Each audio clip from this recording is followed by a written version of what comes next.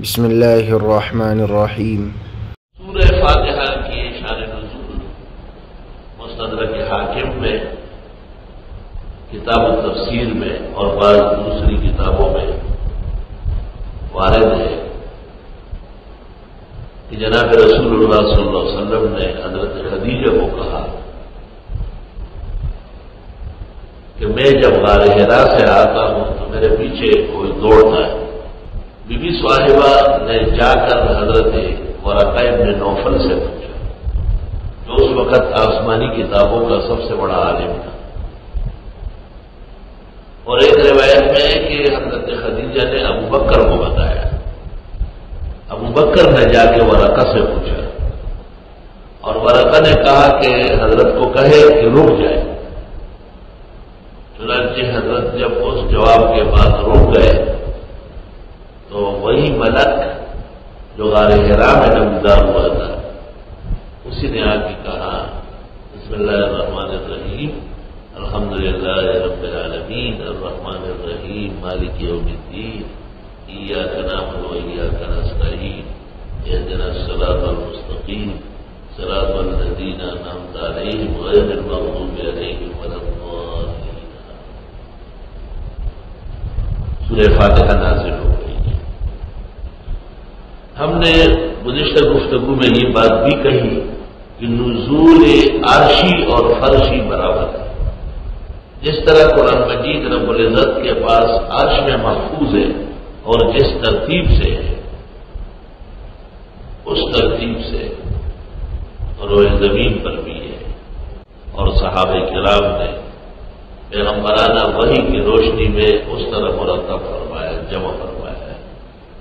چند سال پہلے کیونکہ بہت طویل مقدمہ پڑھاتا تھا تو اس میں یہ بحث بھی کرنی پڑی کہ یہ سورتوں کی جو ترتیب ہے کہ موجودہ ترتیب میں پہلی سورت فاتحہ ہے، دوسری بقرہ ہے، تیسری آل عمران ہے، چوتھی نساء ہے، پانچویں مائدہ ہے، پھر انعام ہے، اعراف ہے، انفال ہے، توبہ ہے، یونس ہے، ہود ہے، یوسف ہے، رعد ہے، ابراہیم ہے، ہجر ہے، نحل ہے، بنی اسرائیل ہے، کاف ہے، مریم ہے، طٰہٰ ہے، انبیاء ہے، حج ہے، مومنون ہے، نور ہے، فرقان ہے، شعراء ہے، نمل ہے، قصص ہے، کبوت ہے، روم ہے، سجدہ اور احزاب الی آخر القرآن۔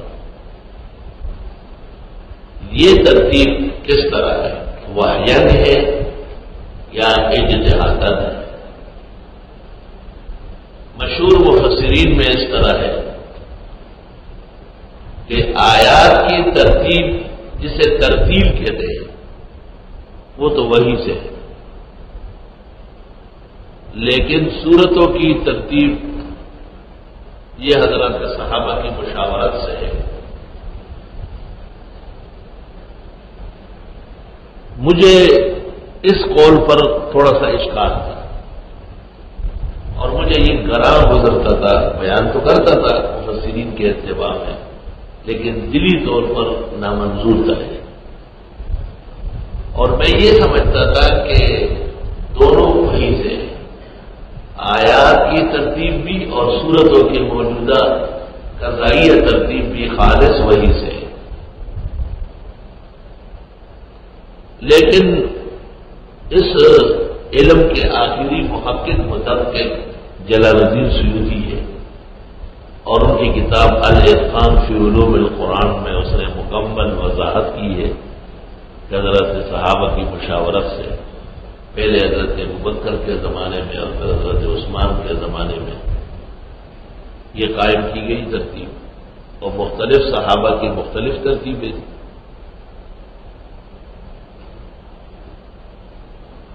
ایک دن میں نے جب دورہ تفسیر والوں کو پڑھایا تو اس دن میں نے یہ بھی کہا کہ جلال الدین سیوطی کو کی شان نہیں تھی کہ ایسی غلط بات نکلے۔ صحابہ کہاں ترتیب قائم کر سکتے تھے؟ صحابہ قرآن پر آگے امت سے بڑھ کر ایمان رکھتے تھے، اور یہ اس نے سقیم کھول لکھا ہے، لیکن بہرحال اثر مجھ پر بہت زیادہ تھا، کیونکہ ایک اتنے بڑے آدمی کی تحقیق رد کرنا کوئی آسان نہیں ہے۔ درس ختم ہوا اور میں وہاں جا کے دفتر کے سامنے تھوڑی دیر بیٹھا، پھر اندر جا کے آرام کرنے لگا۔ میں نے خواب دیکھا کہ جلال الدین سیوطی رحمۃ اللہ علیہ فرماتے ہیں کہ آپ کا شکوہ بجا ہے اور اتقان میں غلط لکھا گیا ہے، میں آپ کو ایک اور کتاب بھیج دیتا ہوں، کل کے درس میں آپ اس کا اعلان کریں۔ اور اس میں نے باقاعدہ یہی لکھا ہے کہ آیات کی ترتیب بھی واحد ہے اور سورتوں کی ترتیب بھی واحد ہے، اور واقعتاً قرآن کریم میں صحابہ کرام کے تقدیم اور تاخیر کا کوئی دخل نہیں ہے، یہ روافض کا الزام اور تہمت ہے۔